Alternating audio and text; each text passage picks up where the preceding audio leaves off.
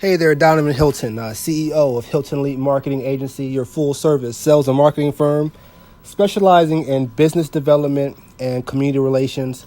What does that simply mean? Well, we're focused on increasing your customer base as well as your presence in the community, and we do that through various recruiting and retention strategies.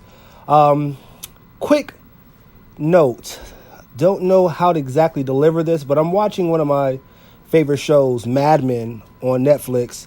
Watch Mad Men because I love the corporate culture, the art of sales, the art of relational sales, what goes on with men, married life, as you're trying to build your brand, both as a male and a woman. And I believe this film is supposed to depict like the 1940s, between like the 1940s and 1960s, some of that nature. And a couple of things I want to bring out. One, with all due respect, and I can see how it is a issue. With all due respect, women during and after the war, when they started to go to work, did have a hard time dealing with men because men did treat women with such little honor when it came to their professionalism. And looking at the show, I feel that women had to indirectly abide by the dishonor the men gave them if they wanted to move up the corporate ranks or still have a job. A lot of the women, wanted to provide for themselves or assist in their assist with income, bringing income to the family, where a lot of the men at the time, or it was traditional at that time for women to be housewives, and to be able to see, the beginning journey of women's professionalism to where they are now, I can truly respect, where they've come from because, if you watch Mad Men, women had it rough, and it was almost like, it felt like a club in the office where men not only drank alcohol and smoked cigarettes, but they were, looking under girls' skirts and just saying very derogatory things. So out of that, I just want to give respect to women and as they rise up the corporate ladder and what they've had to do. Second of all, Mad Men, again, one of my favorite shows when it comes to professionalism, corporate operations. But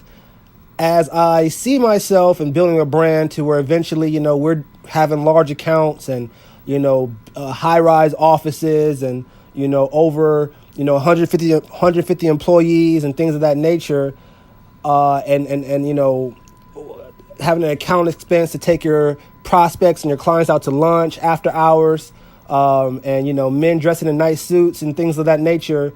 It's funny, with all due respect, back in the 1940s and 1960s, when I see the African Americans, they were literally the servicemen. They were the ones, they weren't in the office. They were the ones serving as maintenance men in the building. They were the ones serving as the elevator man, if you will. And this is what I see. Like, this is the only time I see the African Americans. They're in the elevator or they're in the service. They're maintenance. Only time I see the African American women are when they are babysitting or serving as a housemaid, if you will, for these professional families that are being shown on TV. So I've seen two African American women. One African American woman was a housemaid for these corporate family, and this other African American woman I saw was indirectly, with all due respect, a hippie smoking weed. And I'm like, wow, just to see the depiction of where African Americans were at that time gives me a greater appreciation for where I am. What I mean by that, as I look at these African Americans, playing these roles in the elevator and being service maintenance men, that's where they started, and you can say, oh, well, they should be having equality and bringing in these big checks like these corporate professionals that may not have their skin color. They don't have the same skin color. But as I look at the show, that's where they started. And as we look at 2018, as African Americans, out of appreciation for where African Americans started from, African Americans have to do the best job they can of getting their work skills up to go beyond that. And what I mean by that is those African Americans endured that. And I'm sure they enjoyed and appreciated their job, but they did it so that they brought in an income, and 9 times out of 10, they were going back home in the show, to a low-income community. Back in these days, they were called ghettos, I'm sure, which are still called today. But the men and the women, that were working, earned an income as best they could so that the children can not only eat and have shelter, but also so that the kids can go to school and get a good education to go to college to make something of themselves. And I'm just saying, for African Americans, we have to keep that in mind to show appreciation for the past generations and how hard they worked and how hard they endured.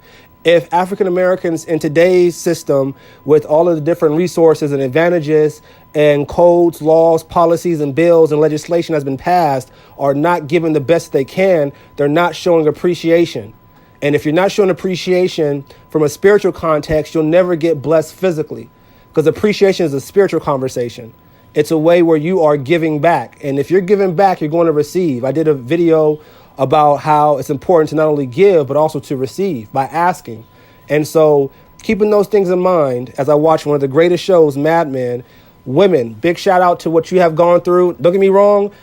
I saw the women were getting down intimately with the men. Now, maybe they did that because they wanted to have sexual relations, or they felt like in order to keep the job, it's what they had to do.